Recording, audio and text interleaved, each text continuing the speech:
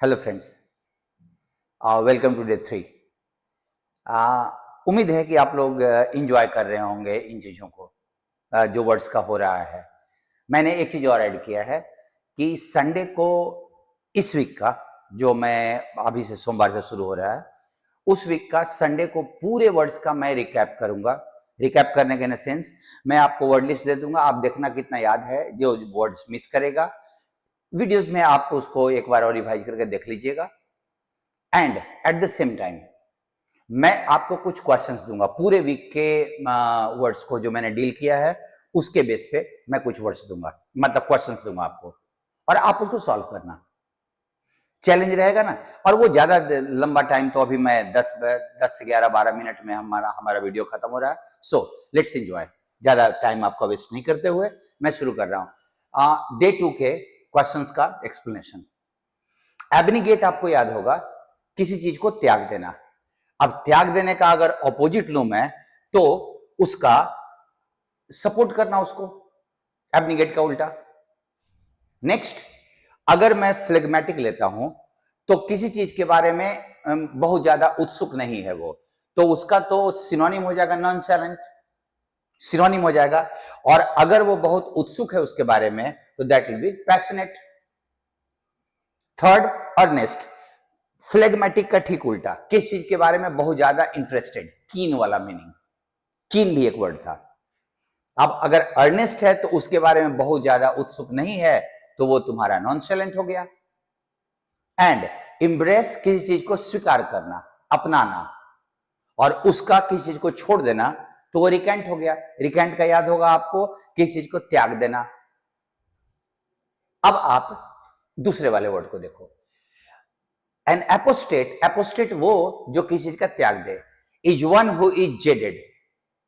Jaded का मतलब आपको याद होगा, किसी चीज में इंटरेस्टेड नहीं। तो जो त्याग देता है वो इंटरेस्टेड नहीं है, मतलब हमें उसमें कोई इंटरेस्ट ही नहीं है, ना हमने उसे अपनाया, ना हमने उसको त्याग दिया। सो ये डिस्कनेक्टेड वर्ड था। हम उसके बारे में बहुत ज्यादा उत्साही है, इंटरेस्टेड हैं, I am keen on it. And अगर मैं उसमें मुझे कोई इंटरेस्ट नहीं है, तो त्याग देने वाली चीज तो पहले हमने अपनाया था। So one who is apathetic, apathetic वही है जिसको उसको कोई मतलब नहीं है। इज एक्चुअली कूल, और याद रखिएगा कूल का एक मतलब था नॉट इंटरेस्टेड। सो ये ट्रू होगा। फॉरसियर मतलब किसी चीज का त्याग देना। एंड कीन, और यहां मैं आपको बताऊं, किन के साथ ऑन प्रीपोजिशन, आप याद रखिए किन के साथ ऑन लगता है प्रीपोजिशन, तो ये तो फॉल्स हो जाएगा ना। किन मतलब बहुत इंटरेस्टेड, फॉरसियर मतलब त्याग देना, कोई मतलब ही नहीं है। अगर ये डिस्कनेक्टेड भी इसके हिसाब से लोगे तो चल सकता है, चल सकता है वो। If you retract from something you are a renouncer. अगर आप किसी चीज से रिट्रैक्ट करते हो, उससे आप अपना मुंह मोड़ लेते हो, छोड़ देते हो उसको, तो रिनाउंस का मतलब होता है ना आप त्याग देना किसी चीज का। सो ये ट्रू है।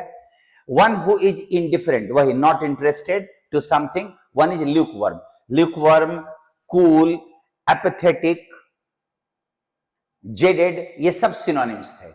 सो ये ट्रू है। अब अगले हम लोग लिस्ट पे चलते हैं।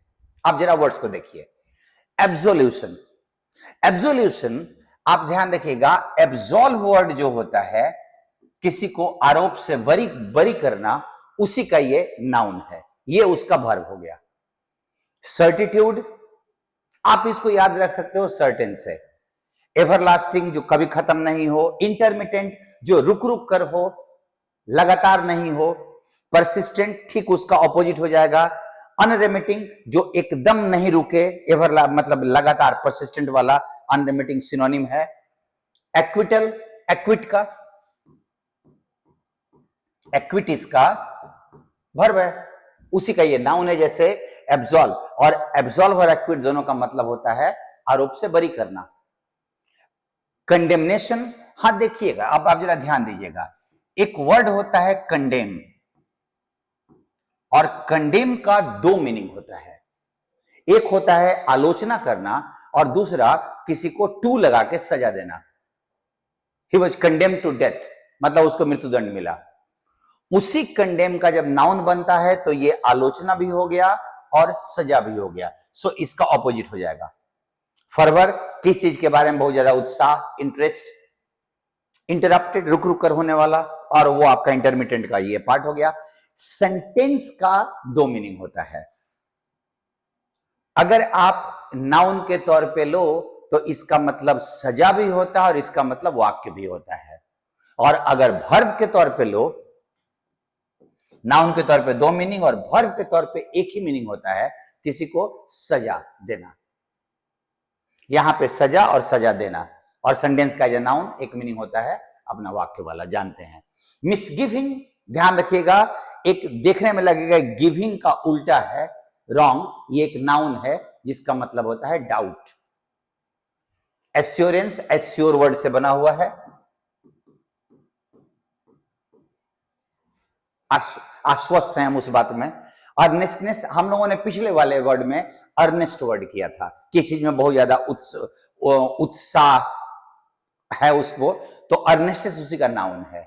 तो देखो आपका तीसरा होते होते ना वर्ड्स आने लगे हैं। फर्मनेस, किस चीज में बहुत मजबूती, हम बहुत दृढ़ से विश्वास करते हैं। पेरियोडिक, जो रुक रुक कर समय समय पर हो, उसको पीरियोडिक बोलते हैं। पीरियड से ही बना हुआ है, पीरियड का एडजेक्टिव है। स्पोरेडिक, लगातार नहीं होने वाला, छिटपुट होने वाला। सीजलेस, सीज का मतलब होता है रोक देना, ये वाला सीज। अब आप इसको इससे मत कंफ्यूज होइएगा, इसका जब्त करने का मीनिंग होता है। सीजलेस, जो रुक जाए, मतलब लगातार होता रहे, न रुके। सो तुम्हारा अनरेमिटिंग, परसिस्टेंट, सीजलेस सारा सिनोनिम हो जाएगा।